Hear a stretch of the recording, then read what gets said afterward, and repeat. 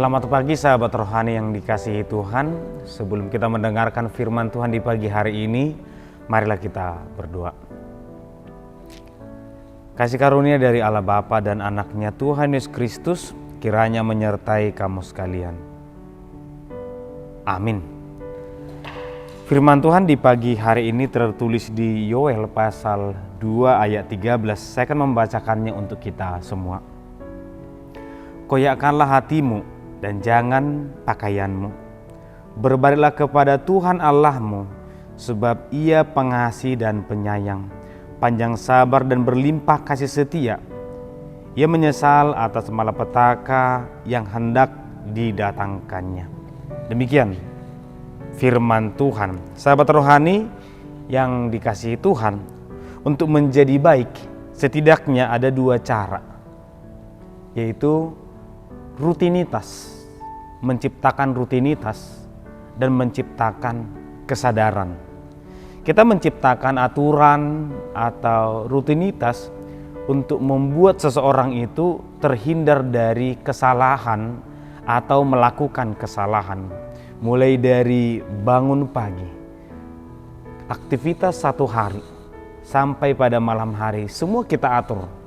Sehingga kita bisa tahu tidak ada celah bagi dia untuk melakukan sebuah kesalahan. Tapi yang kedua adalah menciptakan kesadaran. Bukan rutinitas, tetapi kita membangun kesadaran seseorang bahwa berbuat baik itu adalah hal yang paling penting dalam kehidupan. Sehingga tanpa aturan-aturan ini pun dia bisa melakukan kebaikan dengan benar. Nah, dua metode ini sama-sama terlihat baik. Sehingga seseorang bisa berkata kepada sesamanya, anakku itu sangat baik. Dia tidak melakukan kesalahan karena aku tahu apa yang dia lakukan dan apa yang tidak boleh dia lakukan. Atau mungkin juga kita berkata dia baik karena dia tidak melakukan kesalahan.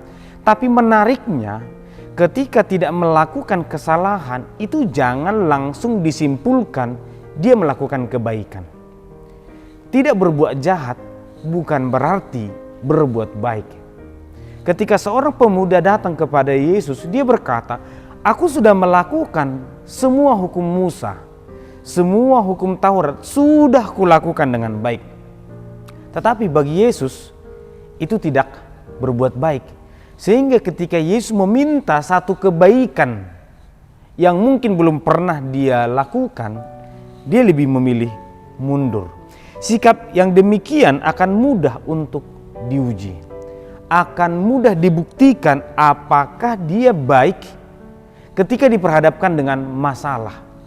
Bisa jadi ketika keluar dari rutinitas, dia tidak tahu apa yang dia lakukan.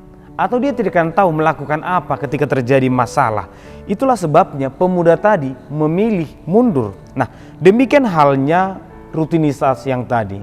Atau kehidupan satu hari yang sudah diatur sesuai dengan jadwal. Nah, kebaikan harus datang dengan kesadaran. Melakukan sesuatu yang baik itu harus dimulai dari hati atau kesadaran kita. Keadaan yang demikian akan menciptakan kebaikan yang teruji. Artinya, apapun yang dikatakan orang, apapun yang terjadi di luar sana, atau apapun pendapat orang tentang saya, karena saya melakukan kebaikan atas dasar kesadaran, maka saya akan melakukan terus. Tidak terpengaruh apa kata orang lain. Dan seseorang yang baik tidak akan menjadi tidak baik hanya karena sebuah masalah. Nah, sehubungan dengan pertobatan yang disampaikan oleh Nabi Yoel, kita juga harus memakai pola yang sama. Bahwa pertobatan bisa dilakukan dengan dua hal. Pertama, menciptakan rutinitas. Yang kedua, menciptakan kesadaran. Seseorang bisa saja kita ubah kejahatannya dengan menciptakan rutinitas yang baru. Yang awalnya dia suka terlambat bangun, yang awalnya dia suka berbohong, yang awalnya dia suka bermain game ketika belajar. Sekarang kita atur jam belajar, kita ganti handphonenya, kita atur apa yang harus dia lakukan. Dan betul, dalam satu hari itu dia tidak ada bermain game. Dalam satu hari itu dia tidak ada melakukan hal-hal yang tidak baik. Tetapi itu bukan kebaikan, itu bukan pertobatan. Nah, pertobatan yang kedua adalah ketika itu muncul dalam hati. Betul-betul hatinya kita sentuh dengan mengatakan engkau harus berubah. Atau tidak seharusnya engkau demikian, tidak seharusnya lagi saya melakukan yang demikian. Sehingga pertobatan yang demikianlah yang diminta oleh Yesus, yang diminta oleh Allah dari semua manusia, dari kesadaran hati. Suatu saat seorang ayah akan berkata, sudah tidak seharusnya lagi aku melakukan seperti ini. Seorang ibu akan berkata, sudah tidak sepatutnya lagi ini yang kulakukan sebagai ibu. Seorang anak akan berkata, bukan ini lagi yang kulakukan karena aku sudah dewasa.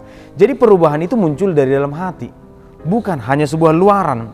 Dari dua hal tersebut kita tahu mana yang terbaik. Sehubungan dengan persoalan yang sama yang terjadi dengan bangsa Israel ketika zaman Nabi Yoel, di mana Nabi Yoel mengingatkan tentang pertobatan karena Tuhan sudah mendatangkan banyak hal, bencana ataupun hukuman berupa belalang ataupun kekeringan, kelaparan, bencana alam. Semua ini terjadi, tidak mungkin ini terjadi tanpa alasan menurut Yoel. Ini pasti karena Tuhan sedang menegur atau Tuhan marah kepada kita. Itulah mengapa Yoel berbicara tentang hari Tuhan. Hari Tuhan bisa kita maknai sebagai hari kiamat, atau mungkin hari di mana Tuhan sedang bertindak. Tapi kita juga harus hati-hati menyimpulkan hal ini. Tapi yang manapun yang istilah yang mau dipakai, Yoel mau mengingatkan Tuhan sedang bertindak atau merespon kejahatan umat Israel. Maka sekarang bertobatlah, karena Mesir pernah mengalami hal yang sama. Musibah-musibah seperti ini pernah dialami oleh Mesir. Bukan karena itu Mesir, tetapi karena mereka melakukan hal yang tidak berkenan kepada Tuhan. Maka ketika ini terjadi kepada kita, bertobatlah. Maka kata pertobatan itu bukan tentang mengganti pakaian, bukan tentang merobek pakaian dari pakaian yang buruk menjadi pakaian yang baik, dari perilaku-perilaku yang buruk menjadi perilaku yang baik, dari penampilan yang buruk menjadi penampilan yang bukan di situ. Tetapi robekkanlah hatimu yang sudah tercemar itu, ganti dengan hati yang baru di mana Tuhan mengendalikan dirimu. Dari hati yang baik pasti akan terpancar sesuatu yang baik. Pertobatan seperti inilah yang diminta oleh Tuhan melalui Yoel. Sahabat rohani, mari membiarkan Tuhan yang mengendalikan hati kita. Mari membiarkan Tuhan yang memerintah kita.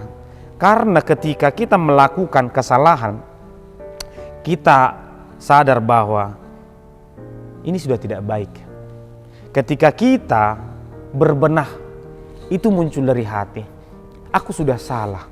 Bukan karena diingatkan orang, aku sudah lalai. Bukan karena kita menerima akibat, tapi karena kita sadar.